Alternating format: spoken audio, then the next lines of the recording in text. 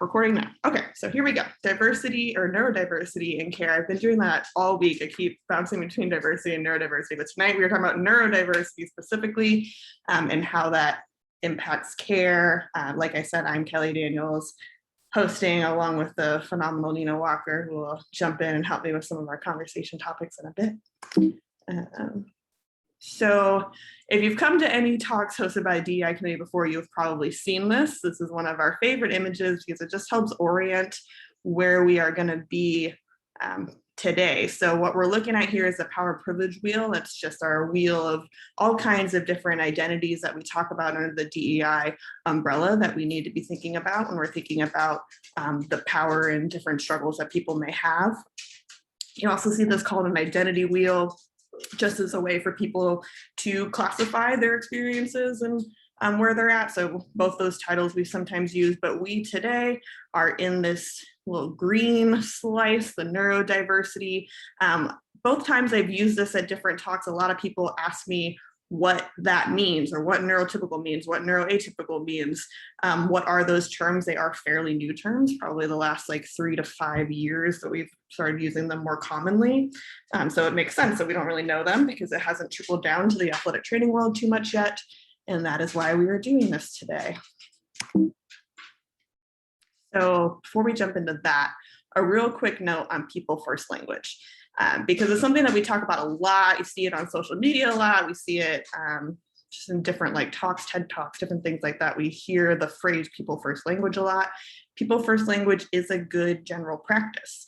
If you don't know like what someone wants to be called, it's a good general idea to go with people first language. And what that means is that we're not, I have some examples over to the right, you'll see there is that we're not calling a person by one of their identities, what they have or whatever, we're calling them a person with that identity. So if you look at that third one, says instead of saying, you know, an autistic person, she's autistic, you would say like she has a diagnosis of autism spectrum disorder or whatever. So just a reframe of that sentence that we're going to put the person first rather than the identity.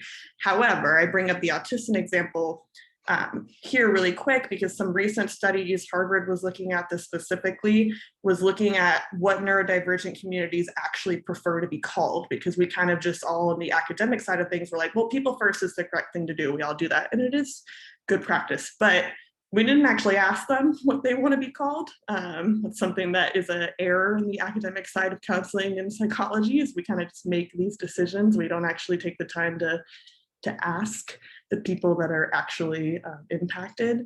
And when they did some studies, they found that in the like autism community specifically, they actually did prefer to be called an autistic person because they felt it was more respectful and representing of the struggle that they do go through or the complications that their life does have. So that's just a quick note on that. In general, just ask how they prefer to be addressed. I do think it's still good practice to go with people first language if you're not sure, but in general, just ask. The most respectful thing to do is to give them the opportunity to tell you. So that's just a note on that. Okay, and then operational definitions. I just wanted to quick baseline, make sure that we all know exactly what we are talking about because these are newer terms. So just to start with, neurodiversity. Neurodiversity is the term for just all of the variety that we see in human brains and functioning. So it's not like a sociological term. It's not like a social justice movement. It's not an individual identity. It is the term for all of the diversity that we see in the whole world. Again, it's biological or some other observable thing, but it's not an individual person's identity. It's like the noun term for everyone. So then we get down into the individual terms. So neurotypical is the one that we see the most often. Sometimes you'll see it abbreviated as just NT. And that's just going to be brain patterns and functioning that are the dominant of what we consider like normal, the standard, what's in the majority.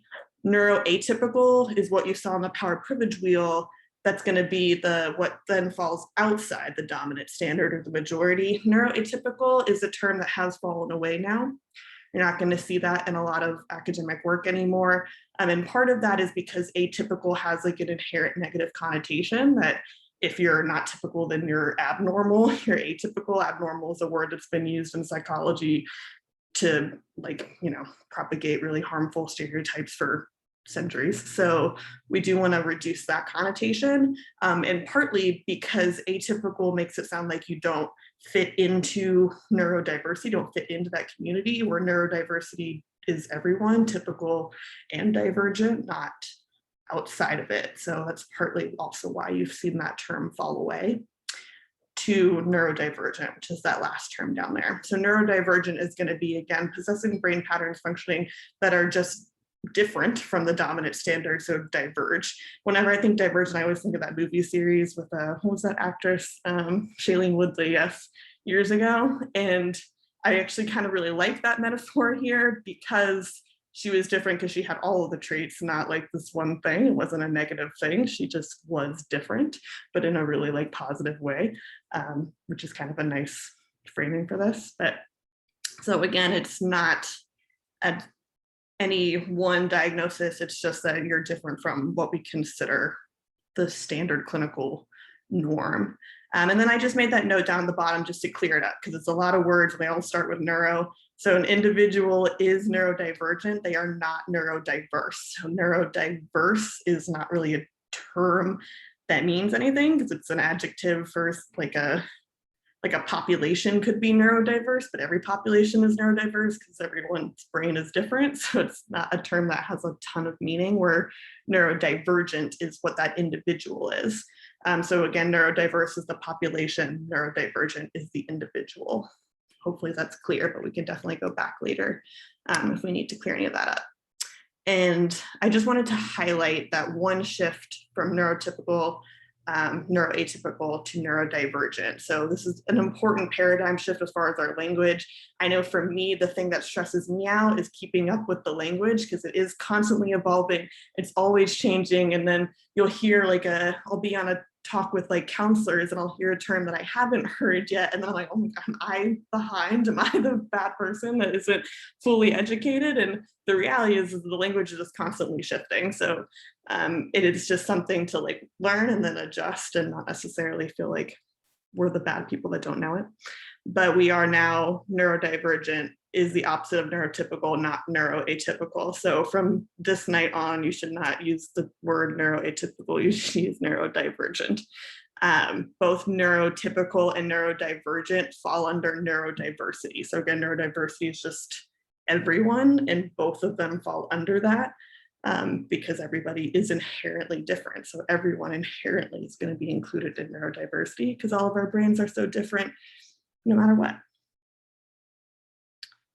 Okay, and this I just like as a image of what falls under neurodiversity, because the reality is it's like you can make the argument for a lot of things, really, like anything. A lot of those big ones you'll notice, like autism spectrum disorder is probably the one that like first comes to mind just from like media and TV and all these things. But you also see like Down syndrome is down there. Another one that a lot of people might think of, ADHD and ADD is going to be a big one people think of. But a lot of those like learning disabilities on here, you see dyslexia, dyscalculia is another one. Dyspraxia is a like coordination development disorder that you see a lot, really commonly comorbid with ADHD, especially like the middle school and young high school. And then auditory processing along with sensory. So you have sensory processing, you also have sensory integration, two slightly separate things, but definitely still fall under neurodiversity. Any of the developmental disabilities, intellectual disabilities, we don't typically use the clinical term of mental retardation anymore.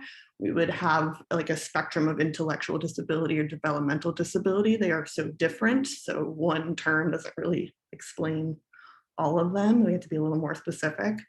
And then your general mental health stuff. Mental health is going to follow under neurodiversity. So anxiety is going to fall under there. Your OCD is going to fall under there. Major depressive disorder. So anything that's kind of a longer term chronic thing that someone might be working through is going to fall under neurodiversity. Sorry, I need to take a sip of my tea because I'm cracking my voice. Okay, and this was just another way of that image was hard for you to see. This is just another like list of just different diagnoses or terms, a lot of the same ones we just saw, but that all the bright lights can be hard to read. So again, this is just kind of like a list of terms you might see, whether it's on physicals or anyone's like medical records that you may get.